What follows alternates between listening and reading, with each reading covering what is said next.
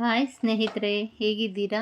ಎಲ್ಲರೂ ಚೆನ್ನಾಗಿದ್ದೀರಾ ಅಂತ ಭಾವಿಸ್ತಾ, ನಮ್ಮ ಮನೆಯಲ್ಲಿ ಈ ವರ್ಷ ಶ್ರೀ ವರಮಹಾಲಕ್ಷ್ಮಿ ಹಬ್ಬವನ್ನು ನಾವು ಹೇಗೆ ಆಚರಿಸಿದ್ವಿ ಅಂತ ನೋಡೋಣ ಬನ್ನಿ. ವರ್ಷಕ್ಕೊಮ್ಮೆ ಬರೋ ಹಬ್ಬ ತುಂಬ ಶಾಸ್ತ್ರಬದ್ಧವಾಗಿ ಆಚರಿಸ್ಬೇಕಾಗುತ್ತೆ.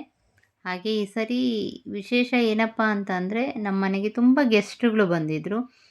ಈ ಹಬ್ಬನ ಇನ್ನೂ ತುಂಬ ಒಂದು ಕಳೆ ಬಂದಂಗೆ ಆಯಿತು ಹಬ್ಬಕ್ಕೆ. ಸೊ ಹಬ್ಬವನ್ನು ಆಚರಿಸೋದಕ್ಕೆ ಮತ್ತು ವರಲಕ್ಷ್ಮಿ ಹಬ್ಬವನ್ನು ಮಾಡೋದು ಅಂತಂದರೆ ಎಲ್ಲ ಸಂಬಂಧಿಕರು ಎಲ್ಲರ ಜೊತೆಗಿದ್ದು ಮಾಡಿದ್ರೆ ಅದು ಒಂದು ಹಬ್ಬ ತುಂಬ ಚೆನ್ನಾಗಿ ಇರುತ್ತೆ.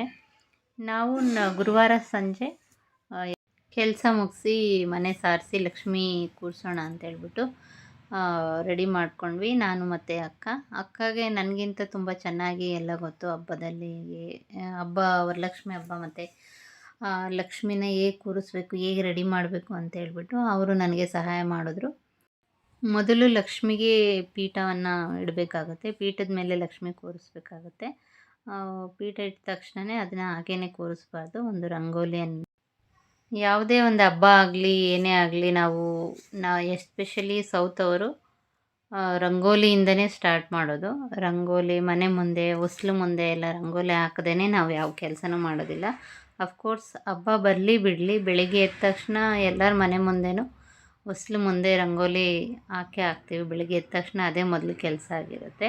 ಸೊ ಇಲ್ಲಿನೂ ರಂಗೋಲಿ ಹಾಕ್ಬಿಟ್ಟು ಅದ್ರ ಮೇಲೆ ತಟ್ಟೆಯಲ್ಲಿ ಅಕ್ಕಿ ತುಂಬಿಟ್ಟು ಉಂಡಿನ ಅದ್ರ ಮೇಲೆ ಫಿಕ್ಸ್ ಮಾಡಬೇಕಾಗುತ್ತೆ. ಒಬ್ಬೊಬ್ಬರು ಒಂದೊಂದು ಥರ ಮಾಡ್ತಾರೆ, ಒಂದೊಂದು ಥರ ಲಕ್ಷ್ಮಿನ ರೆಡಿ ಮಾಡ್ತಾರೆ, ಬೇರೆ ಬೇರೆ ಥರ ಇಟ್ಬಿಟ್ಟು ಮಾಡ್ತಾರೆ. ನಾವು ಯಾವಾಗಲೂ ಎಲ್ಲ ವರ್ಷವೂ ಇದೇ ಥರನೇ ಮಾಡೋದು. ಸೊ ಉಂಡಿಯಲ್ಲಿ ಬ್ಯಾಲೆನ್ಸ್ಗೋಸ್ಕರ ಅಕ್ಕಿಯನ್ನು ಹಾಕಿಡಬೇಕಾಗುತ್ತೆ, ಇಲ್ಲಾಂದರೆ ಅದು ಇದಾಗುತ್ತೆ, ಮೂವ್ ಆಗ್ತಾ ಇರುತ್ತೆ ಅಂತ ಹೇಳ್ಬಿಟ್ಟು.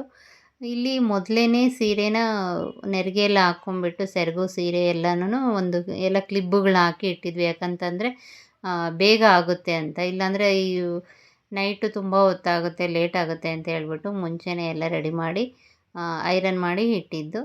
ಸೊ ಹಂಗಾಗಿ ಇದು ಬೇಗನೆ ಆಯಿತು ಉಂಡಿಗೆ ಸೀರೆ ಉಡಿಸೋದು. ಅದ್ರ ಮೇಲೆ ಒಂದು ಸ್ಟೀಲ್ದು ಬಿಂದಿಗೆನ ಇಡಬೇಕು. ನೀಟಾಗಿ ಅದು ಅಲುಗಾಡದೇ ಇರೋ ಥರ ನೀಟಾಗಿ ಕೂರಿಸಿ ಬಿಂದಿಗೆ ತುಂಬ ನೀರನ್ನು ಇಡಬೇಕಾಗುತ್ತೆ. ನೀರು ಹಾಕಿ ಇಡಬೇಕು, ಖಾಲಿ ಇಡಬಾರ್ದು. ಬಿಂದಿಗೆಯಲ್ಲಿ ನೀರು ಯಾಕೆ ಹಾಕ್ತೀವಿ ಅಂತಂದರೆ, ಒಂದು ಬ್ಯಾಲೆನ್ಸ್ಗೋಸ್ಕರ, ಹಾಗೆ ಲಕ್ಷ್ಮಿ ಕೆಳಗಡೆ ನೀರು ತುಂಬಿಡಬೇಕು. ಹಾಗೆಯೇ ಅದಕ್ಕೆ ಎಲ್ಲ ಥರದ ನೋಡಿ ಹಾಲು ಮತ್ತು ತುಪ್ಪ ಹಾಕಬೇಕಾಗುತ್ತೆ ನೀರಿಗೆ.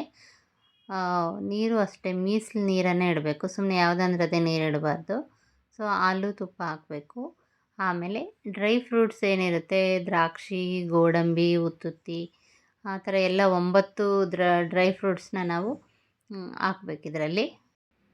ಈ ಥರ ಎಲ್ಲ ಹಾಕಿದ್ರೆ ಒಳ್ಳೆಯದು ಅಂತ ಹೇಳ್ತಾರೆ. ಹಾಗೆಯೇ ಅದಕ್ಕೆ ಒಂದು ಗೋಲ್ಡ್ ಕಾಯಿನು ಹಾಗೆ ಒಂದು ಸಿಲ್ವರ್ ಕಾಯಿನ್ನು ಹಾಕಬೇಕು ಅಂತ ಹೇಳ್ತಾರೆ. ಸೊ ನನ್ನ ಹತ್ರ ಅವೈಲಬಲ್ ಇರೋದ್ರಿಂದ ನಾನು ಹಾಕಿದ್ದೀನಿ ಅದಕ್ಕೆ. ಸೊ ಆಮೇಲೆ ಇದೆಲ್ಲ ಹಾಕಿ ಅರಶಿನ ಕುಂಕುಮ ಎಲ್ಲ ಹಾಕ್ಬಿಟ್ಟು ಬಿಂದಿಗೆಗೆ ಪೂಜೆ ಮಾಡಿ ಮತ್ತು ಲಕ್ಷ್ಮಿ ಕೂರಿಸೋದಕ್ಕೆ ರೆಡಿ ಮಾಡಬೇಕು. ಅಂತ ಅಂದರೆ ಲಕ್ಷ್ಮಿಗೆ ಈಗ ಈ ಮಾವಿನ ಎಲೆ 9 ಮಾವಿನ ಎಲೆ ತೊಗೋಬೇಕು. ಈ ಮಾವಿನ ಎಲೆಯನ್ನು ಈ ಥರ ಜೋಡಿಸ್ಬಿಟ್ಟು ಅದ್ರ ಮೇಲೆ ಒಂದು ತೆಂಗಿನಕಾಯಿ ಇಡಬೇಕಾಗುತ್ತೆ. ಲಕ್ಷ್ಮಿ ಮುಖವಾಡ ಇಡಬೇಕು ಅಂತಂದರೆ ತೆಂಗಿನಕಾಯಿ ಇಡಬೇಕಾಗುತ್ತೆ. ಅದರ ಸಹಾಯದಿಂದನೇ ಮುಖವಾಡ ಹಾಕಬೇಕು. ಇಲ್ಲಿ ಒಂದು ಬಿಂದಿಗೆಗೆ ಕರೆಕ್ಟಾಗಿ ಕುತ್ಕೊಳ್ಳೋ ಅಂಥ ಒಂದು ಮುಖವಾಡ. ಹಾಗೆ ಇದೊಂದು ಸ್ಟ್ಯಾಂಡ್ ಅಂತಲೇ ಹೇಳ್ಬೋದು, ಕಂಬಿ, ಸಿಲ್ವರ್ ಸ್ಟೀಲ್ದೆಲ್ಲ ಬರುತ್ತೆ ಈ ಥರ. ಇದು ಏನಕ್ಕಪ್ಪ ಅಂತ ಅಂದರೆ ಬಳೆ ಹಾಕೋದಕ್ಕೆ ಮತ್ತು ಹಾರ ಹಾಕೋದಕ್ಕೆ ಎಲ್ಲದಕ್ಕೂ ತುಂಬ ಚೆನ್ನಾಗಿ ಸಪೋರ್ಟ್ ಆಗಿರುತ್ತೆ. ಇಲ್ಲ ಅಂತ ಅಂದರೆ ಕಟ್ಟಿಗೆ ಕಟ್ಕೊಬೇಕಾಗತ್ತೆ. ಈ ಥರ ಕಮ್ಮಿ ಇಲ್ಲ ಅಂತಂದರೆ ಕಟ್ಟಿಗೆ ಕಟ್ಕೊಳ್ಳಿ. ಸೊ ಕಟ್ಟಿಗೆಗಿಂತ ಇದು ತುಂಬಾ ಬೆಟ್ರು ಅಂತ ಹೇಳ್ಬೋದು. ಎಷ್ಟಾದರೂ ಹಾರಗಳು ಮತ್ತು ಬಳೆ ಎಲ್ಲ ಹಾಕ್ಕೋಬೋದು, ನೀಟಾಗಿ ಕುತ್ಕೊಳುತ್ತೆ.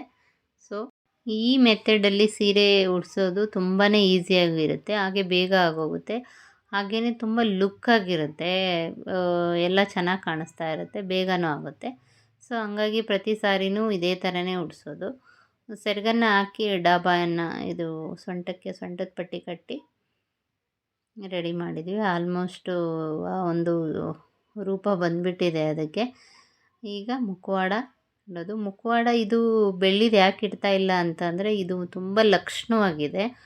ಸೊ ಹಂಗಾಗಿ ಮನೆಯಲ್ಲಿ ಯಾರಿಗೂ ಬೆಳ್ಳಿದು ಇಡೋಕ್ಕೆ ಇಷ್ಟ ಇಲ್ಲ, ಇದನ್ನೇ ಇಡು ಅಂತ ಹೇಳ್ಬಿಟ್ಟು ಇದನ್ನೇ ಇಡ್ತಾ ಇರೋದು. ಅಷ್ಟು ಲಕ್ಷಣ ಮತ್ತು ಕಳೆ ಇದೆ ಈ ಲಕ್ಷ್ಮಿದು ಇದರಲ್ಲಿ, ಅದಕ್ಕೋಸ್ಕರ ಬೆಳ್ಳಿದು ಇಡ್ತಾ ಇಲ್ಲ.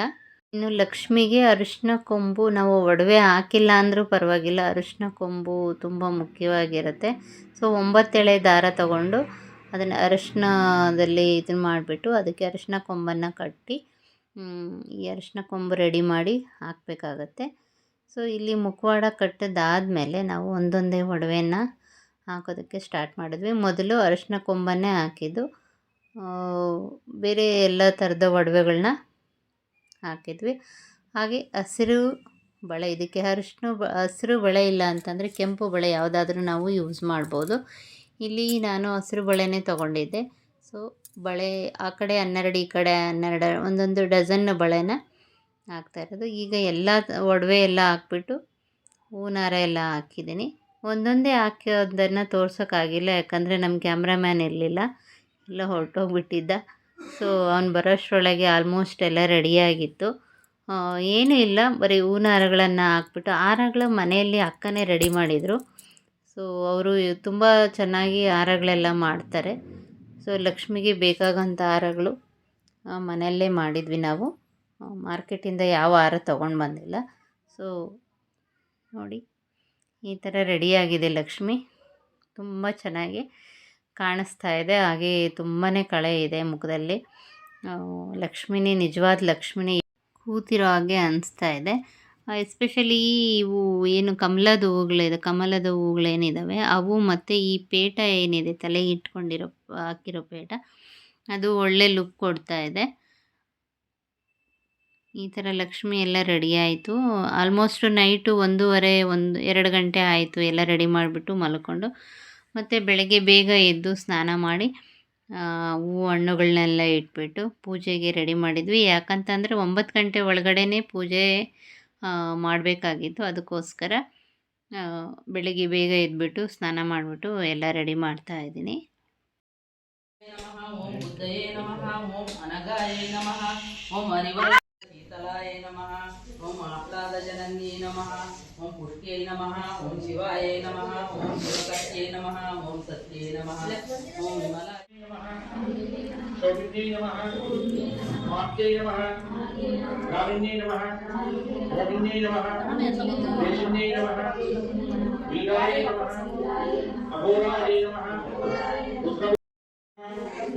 आर्याय नमः, सर्वमाय ओंजिन्यै नमः, माहेन्द्रियै नमः, मंत्रिन्यै नमः, अन्यै नमः, प्रजापतिन्यै नमः,